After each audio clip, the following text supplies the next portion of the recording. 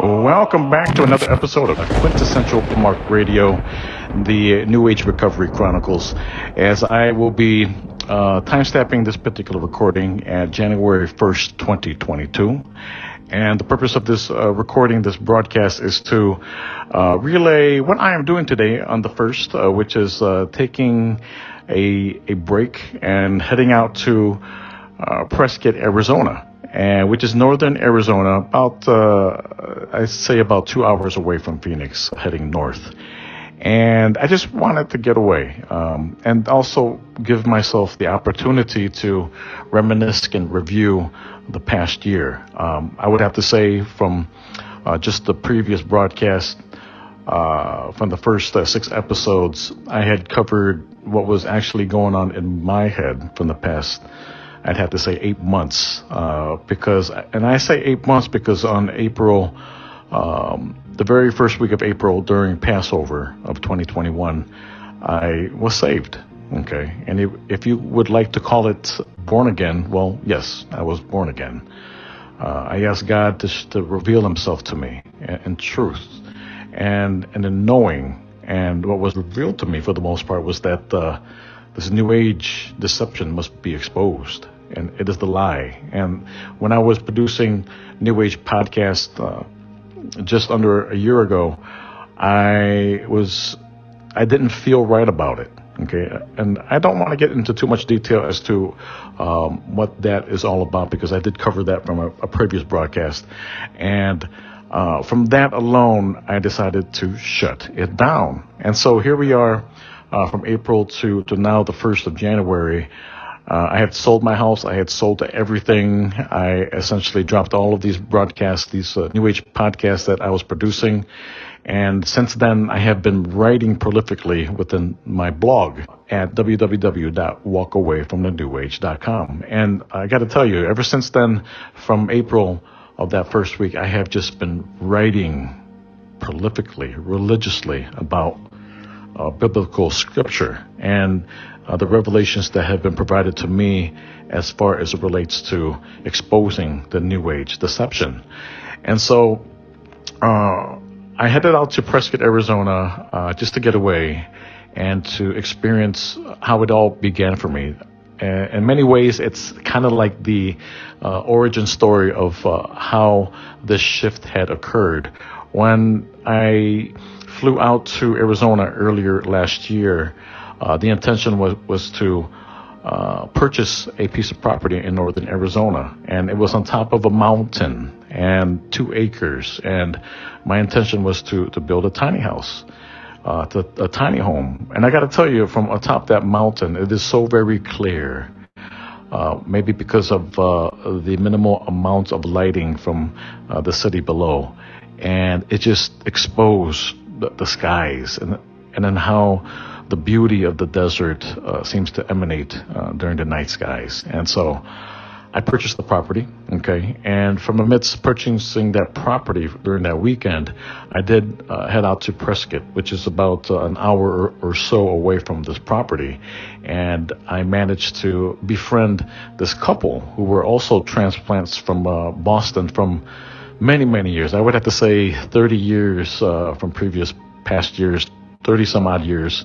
And they have been living in Prescott ever since. And, in our conversation, they managed to treat me with some dinner. Also to treat me with a lot of the wisdom that they had accrued from their experiences there in Prescott. And from that, I wasn't quite sold, but I managed to lead that conversation very enlightened to their knowledge and wisdom, and just the warmth that came out of them. And ever since that conversation, it was a seed that was implanted within my mind, soul, and within my heart, and it grew and grew and grew. And so I am here today in Prescott, Arizona, on the 1st of January, 2022, to remember and reminisce about that time, and to celebrate the very essence of how it became to be from April of 2021 to now, January 1st, 2022. And so Just to tell you a little bit of a history about Prescott. Prescott was founded back in 1864 as the territorial capital of Arizona. And though three of the names originally proposed by Prescott administrators and leaders within the state, they referred to Prescott, before it even became Prescott, as Audubon, Goodwin City, as Aslan. The name Prescott was chosen in honor of William Hickling Prescott, author of the History of the Conquest of Mexico.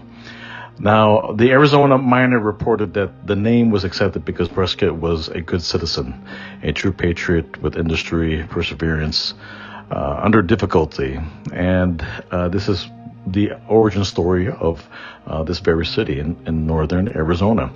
And so, at the same time, Prescott was established as the territorial capital. It was also designated as the county seat of Yavapai County, one of four original territorial counties, although the capital moved to Tucson from 1867 to 1877, and the capital returned to Prescott at the end of 1877, and remained so until it was moved permanently to Phoenix in 1889. So that is a little history of Prescott in itself. Yes, Whiskey Row is actually located within the downtown premises of Prescott. And one of the most historic saloons located on Whiskey Row is the Palace. And so the Palace was established, or actually opened, back in 1877 and then rebuilt in 1901 after a very disastrous fire which swept through the district in 1900. It is considered as one of the most historic bars within the state. And so this is where I had met this transplant couple from Boston. Now, the Palace is still the oldest frontier saloon in Arizona and one of the most well-renowned and historic restaurants to date within the state of Arizona, within the big AZ. Now, it would be just a fail to neglect to state that one of the most prolific and dedicated patrons of the Palace on Whiskey Row would be within the late 1870s, where Wyatt Earp, Virgil Earp, and Doc Holliday were among its well-renowned dedicated patrons of the Palace. And during this time period was when Wyatt and his brother Morgan visited Virgil and Prescott before they left for the infamous and legendary meeting of sorts at the gunfight at Tombstone.